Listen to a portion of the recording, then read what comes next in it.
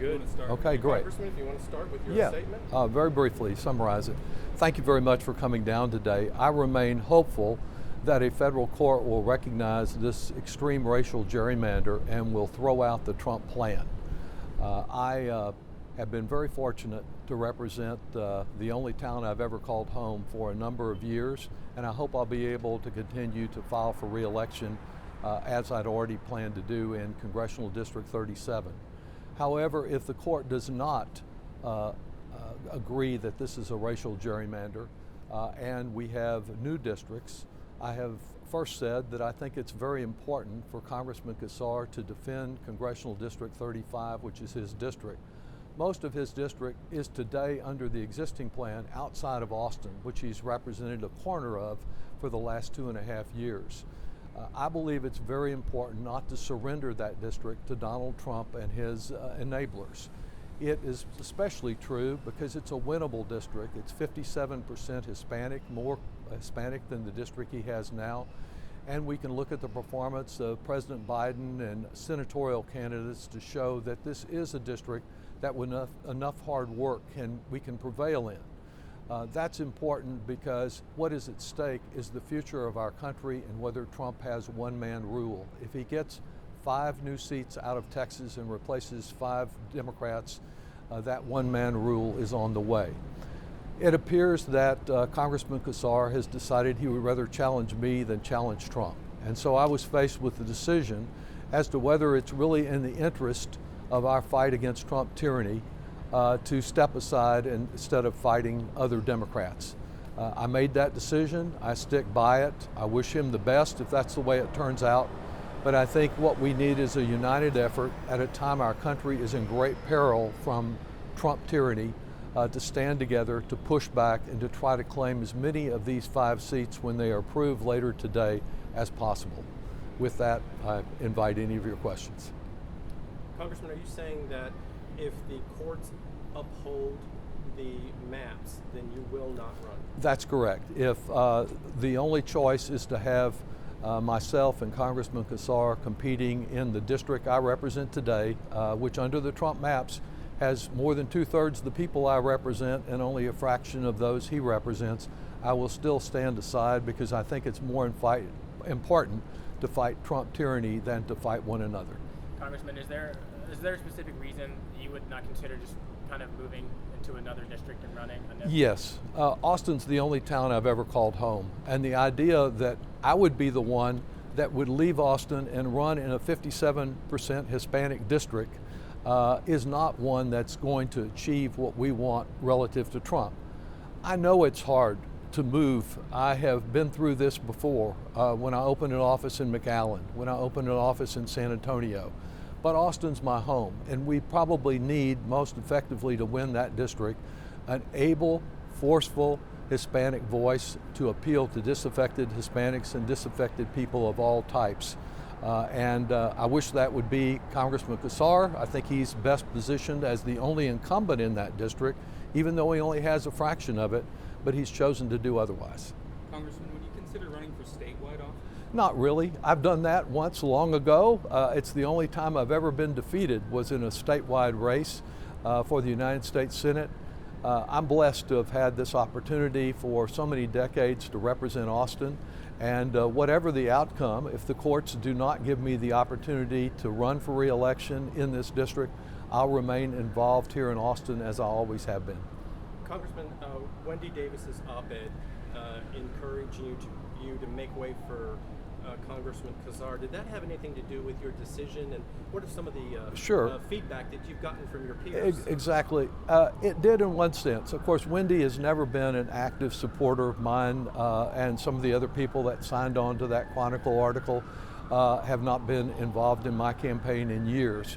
It's not what they said, which was really strange, that instead of Congressman Casar defending his district, maybe I ought to go defend it and leave mine. I didn't think that made any sense. But what did affect me from that is that beginning at 4 a.m. in the morning, a Twitter storm started and social media battle on Democratic chat groups.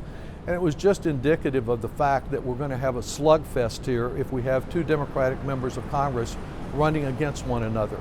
That is not in our interest at a time our country is in such peril and when we need everyone united against Trump autocracy. And so that's why I decided to step aside, not because of what was written, but the reaction to it as an indication of what would lie ahead in a 6-month slugfest. On the flip side of that, what's it, the support that you've got even from Congressman Casar, what has it meant to see your peers kind of step up and support you?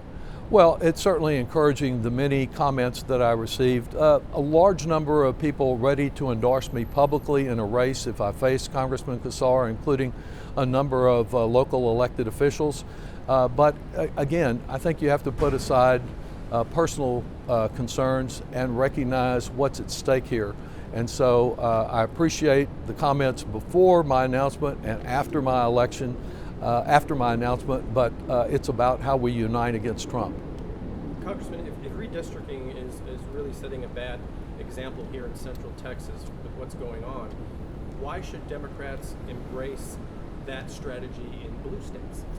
Well, I think it would be better, and have voted to do this, if we had citizen nonpartisan commissions in every state in the country.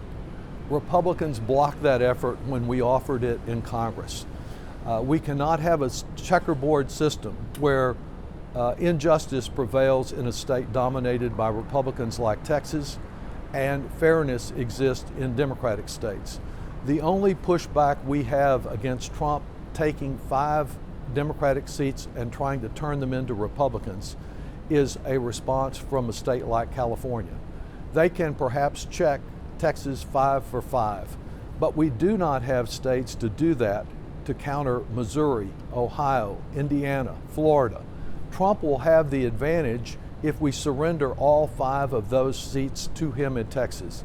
Yes, he drew them to elect Republicans, but now is the time for Democrats to fight him and to fight back. And I think that in at least the Casar district, we have a chance to win, perhaps in 1 or 2 of the others. And so the next step, if the courts uphold these sorry maps, is for us to fight in those districts, to defend them, and to try to prevent him from getting all 5 seats.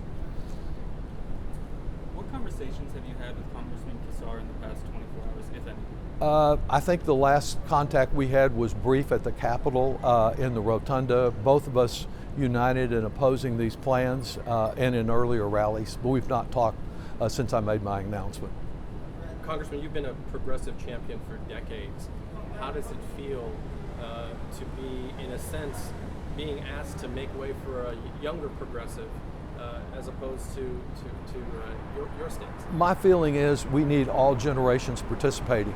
And while we failed to attract many young people in last year's campaign for the presidency, we also lost older people. If we don't take those who perform not based on age but based on ability and unite all of them, if we impose ageism just as sexism and racism has been opposed in the race, we lose out. We lose talent from all generations.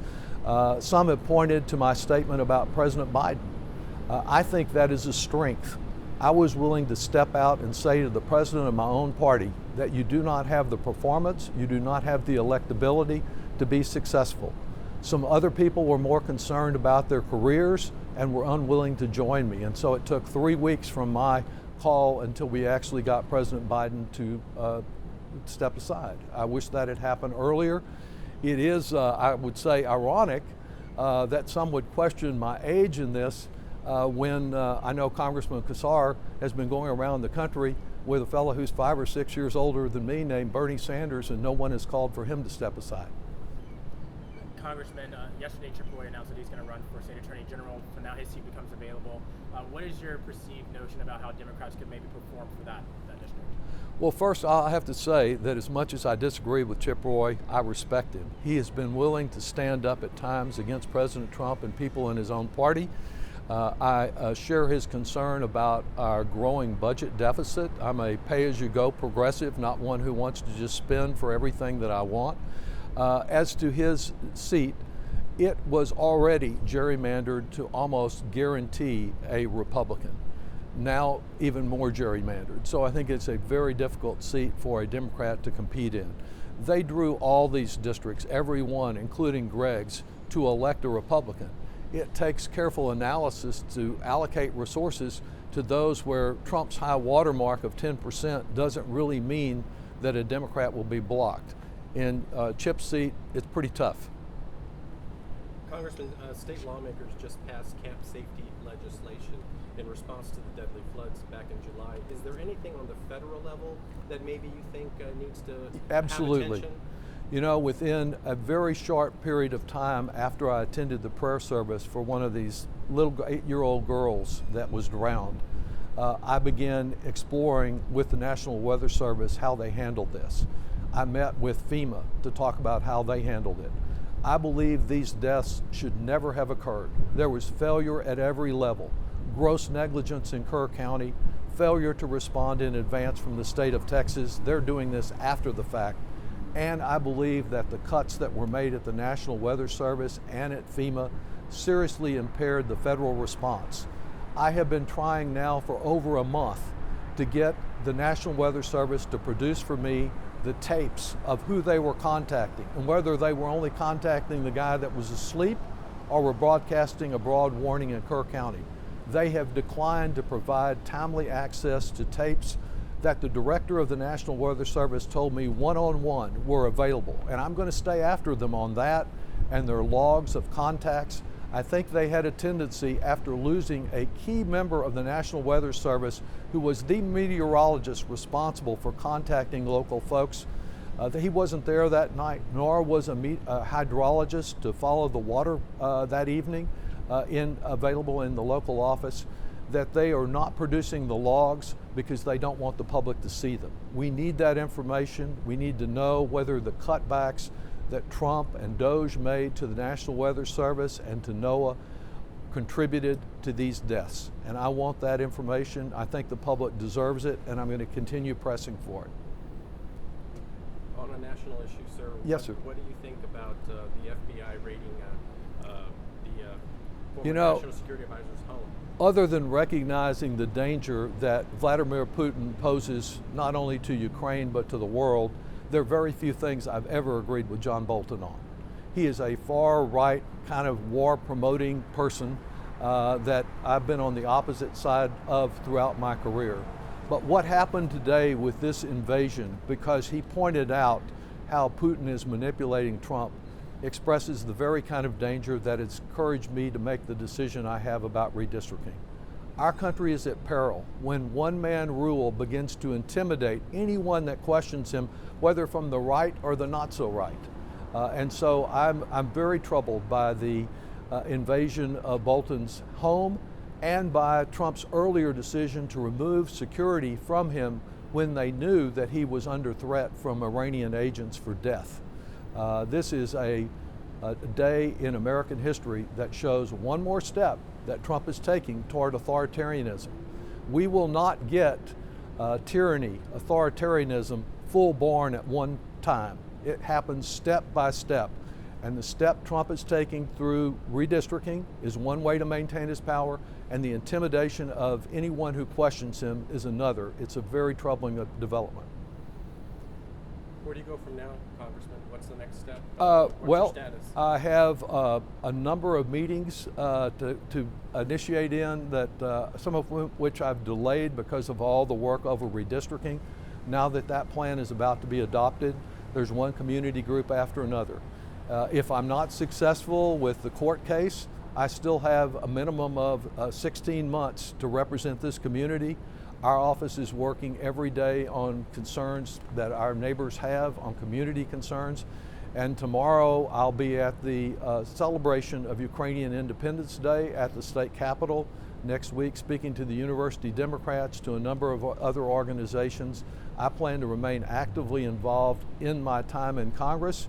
And if I don't have an opportunity to continue in re-election, to be involved in other ways here in the only town I've ever called home. Thank you all very much for coming out and for your questions. Appreciate it very much. Thank you. I'm glad you covered